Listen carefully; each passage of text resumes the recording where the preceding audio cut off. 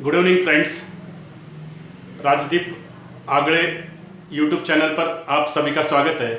आज 2 मई 2021 5 राज्यों के विधानसभा चुनाव के नतीजे लगभग आज घोषित हो चुके हैं। उसमें लेफ्ट विंग और अपोजिशन जो है सबसे चर्चित जहां रहा वो वेस्ट बंगाल में लेफ्ट विंग और अपोजिशन, लेफ्ट विंग जो अपोजिशन था वो पूरी तरह खत्म हो चुका है।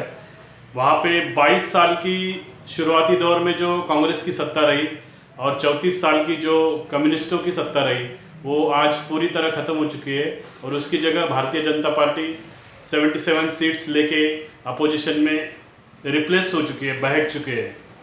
तो और दूसरी तरफ वहाँ पे लगभग वेस्ट बंगाल में 50% से ज़्यादा SC/ST की पॉपुलेशन होने के बावजूद वहाँ पे जो अम्बेडकरी विचारधारा पे चलने वाली जो पार्टियाँ हैं, बहुजन समाज पार्टी या तो बहुजन मुक्ति पार्टी, वो वहाँ पे खड़ी भी नहीं हो पाई है।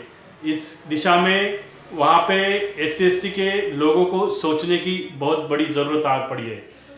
और दूसरी तरफ हम लोग अगर देखेंगे तो जो आसाम है, बाद में जो केरला है, तमिलनाडु और पुडुचेरी, यहाँ पे भी आसाम में भाजपा फिर से सत्ता में बैठने जा रही है। केरल में फिर से जो LDF है, मार्क्सवादी कम्युनिस्ट पार्टी के नेतृत्व में, वो वहाँ पे सत्ता स्थापन करेंगे। तमिलनाडु में DMK आ रहा है, AIDMK या तो DMK, ये दोनों आते रहते हैं वहाँ पे। और पुडुचेरी में 100% पॉपुलेशन ये SC/ST की, फिर भी वहाँ पे SC/ST और OBC का कोई भी दल, बहुजन समाज पार्टी या बहुजन मुक्ति पार्टी वहाँ पे खड़ी भी नहीं हो पा रही है। तो इस दिशा में जो कर्मचारी है, तो कर्मचारियों को अपने गिरेबान में झांकने की ज़रूरत है कि ऐसा क्यों हो रहा है। ऐसा होना नहीं चाहिए कि इतने सारे आरक्षण के बावजूद ऐसा अपने को देखने को मिल रहा है वहाँ पे। और दूसरी तरफ हम लोग अगर देखेंगे तो साउथ इंडिया में, केरला में और जो तमिलनाडु है, वहाँ पे DMK या AIDMK या तो फिर केरला में जो मार्क्सवादी कम्युनिस्ट पार्टी और उनके ही वहाँ पे शासन चलते रहता है। तो बाबा साहब अम्बेडकर जी ने एक किताब लिखी थी, किताब का नाम था ये वो किताब है वॉल्यूम नंबर 1 इसको कहा जाता है। ये वॉल्यूम नंबर 1 जो है ये इस तरह, ये गवर्नमेंट ऑफ महाराष्ट्र की पब्लिकेशन है। और ये गवर्नमेंट ऑफ महाराष्ट्र की पब्लिकेशन के इसमें बाबा साहब अम्बेडकर जी ने जो किताबें लिखी थी उसमें उसका ये वॉल्यूम नंबर 1 है। उसमें थॉट्स ऑन लिंग्विस्टिक स्टेट्स करके एक महत्वपूर्ण किताब वहाँ पे उस किताब के अंदर है। तो उसमें बाबा साहब अम्बेडकर जी ने साउथ इंडिया में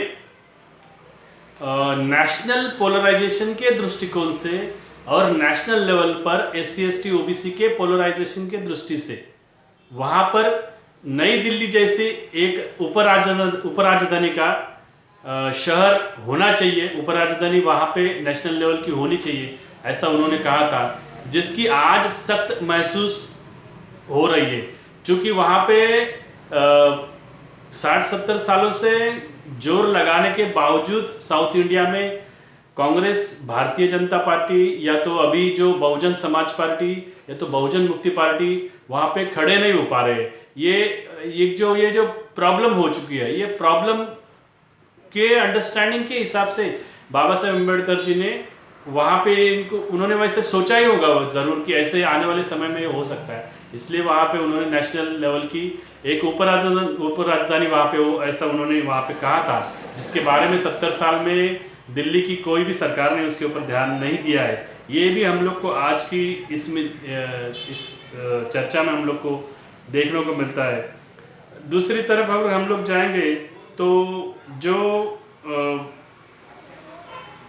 इसमें एक सबसे बड़ी प्रमुख मुद्दा वो फिर से रिपीट मैं करना चाहता हूँ कि SC/ST के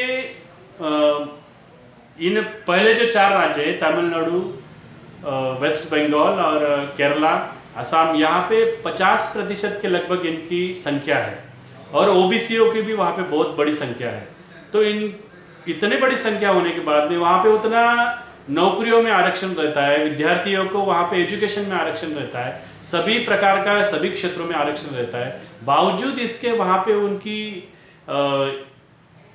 कोई पॉलिटिकल पार्टी वहाँ पे उन्होंने रीजनल पॉलिटिकल पार्टी भी नहीं खड़ी की है, और जो नेशनल लेवल की पॉलिटिकल पार्टी खड़ी हुई है, बहुजन समाज पार्टी या बहुजन मुक्ति पार्टी, इनकी तरफ भी वहाँ के कर्मचारियों ने, बुद्धिजीवियों ने, युवाओं ने, विद्यार्थियों ने ध्यान नहीं दिया है। इस कारण फिर से वो वहीं पे कांग्रेस और भाजपा के अंतर्गत ही वो सब चित्र अभी देखने को मिल रहा है। लेफ्ट की जो अनुमान, जो सत्यशोधक विचारवंत कॉमरेड शरद पाटिल जी थे, इन्होंने जैसे लगाया था कि लेफ्ट अगर कास्ट का प्रॉब्लम अगर हाथ में नहीं लेगा तो वो खत्म हो जाएगा। वो आज सत्य हो गया है कि पश्चिम बंगाल में 34 साल के राज के बावजूद कम्युनिस्ट पार्टी वहाँ पे ख़त्म हो चुकी है। इस तरह से आज का ये विश्लेषण हम लोग ने यहाँ पे रखा है।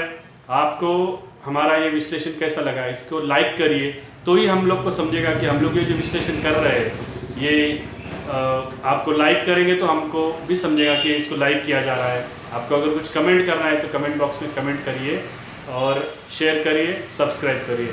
धन्यवाद। राजदीप आगड़े इस यूट्यूब चैनल को सब्सक्राइब करें। धन्यवाद।